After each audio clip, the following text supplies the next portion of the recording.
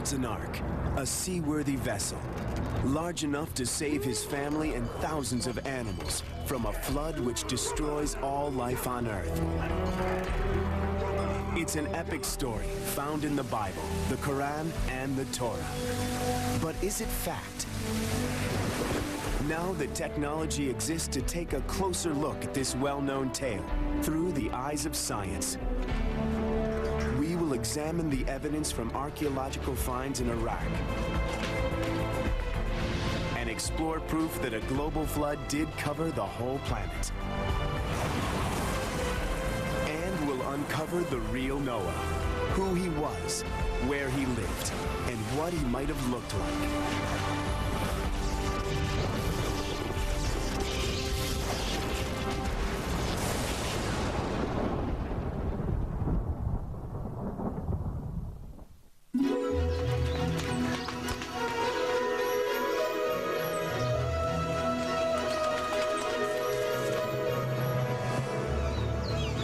The story of Noah is told in the book of Genesis in the Bible and the Torah.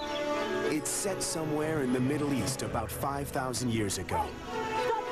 Noah's family includes his wife, 3 sons, Shem, Ham, and Japheth, and their brides.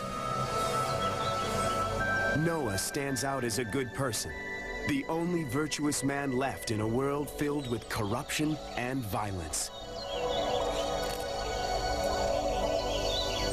He is described as a wine grower. It's a claim that has an authentic ring to it, as wine was grown in the region as far back as 3000 BC.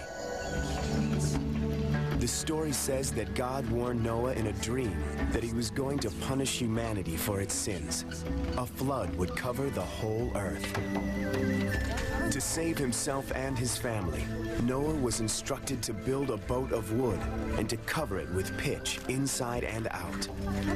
He was also ordered to give the ark 3 decks, a door, and a roof. But the most surprising of these instructions was the sheer size of the ark. The Bible spells it out in cubits. A cubit was the length of a man's forearm, about 1.5 feet. The ark was to be 300 cubits long, 30 cubits wide, and 30 cubits high. That's almost as big as today's supertankers, and nearly the size of the Titanic.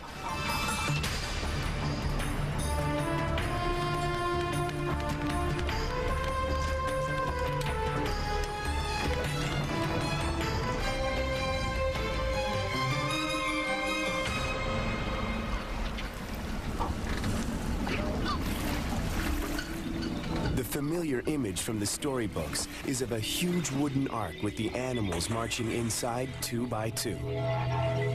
But that is a 19th century image, completely at odds with what could be built in biblical times. According to Tom Vosmer, an expert on ancient boats, not even 19th century engineers could have built an ark that big out of wood alone. Even 19th century boats had steel frames inside wooden frames. The problem with a 450-foot boat made of wood is that the wood as a material cannot maintain the shape of the boat. And the boat would start to distort at sea, the seams would open up, and it would sink. It's a safe bet that a wooden ark that size would have sprung hundreds of leaks along the length of its huge hull and sank like a stone.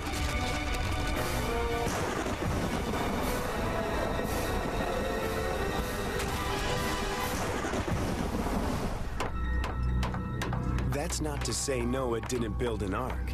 It's just that it was probably much smaller. Then there's another problem. How could 2 of every different kind of animal have fit into the ark?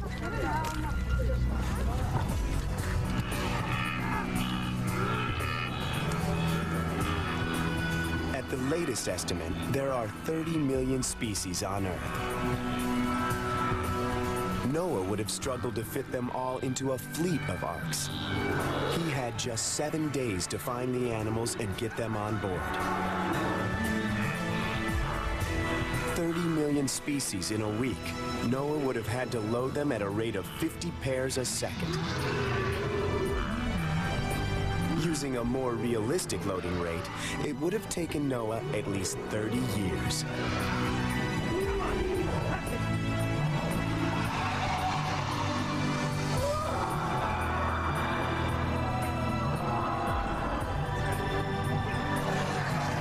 It may seem like there's a stark choice.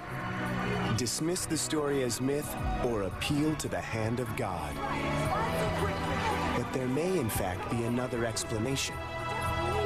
The instruction to load all the animals could have referred only to all the animals in Noah's part of the world.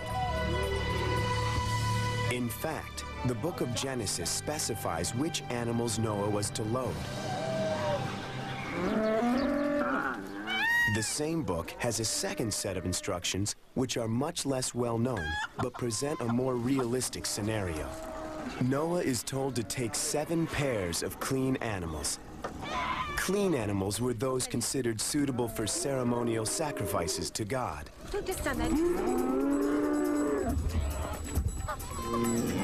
The books of Leviticus and Deuteronomy specify 10 such species, including several types of sheep, antelopes, cattle, goats, and deer. 7 pairs of 10 species. That's 140 animals. Noah is then directed to take a pair of each impure animal and bird. Again, the books of Leviticus and Deuteronomy list 30 or more. They include the pig, the hare, the lizard, the snail, and so on. That's a further 60 animals.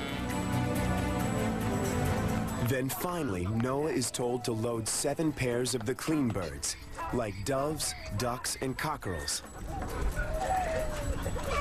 Adding all that up, Noah had about 260 animals. That's child's play compared to 30 million. Especially if you discount the elephants, kangaroos, and reluctant camels.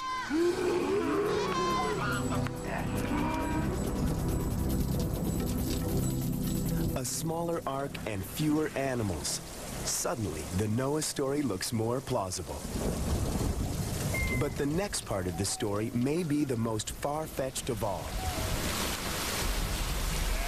Noah, the ark, and the animals. It's all meaningless without the worst cataclysm in human history, the flood.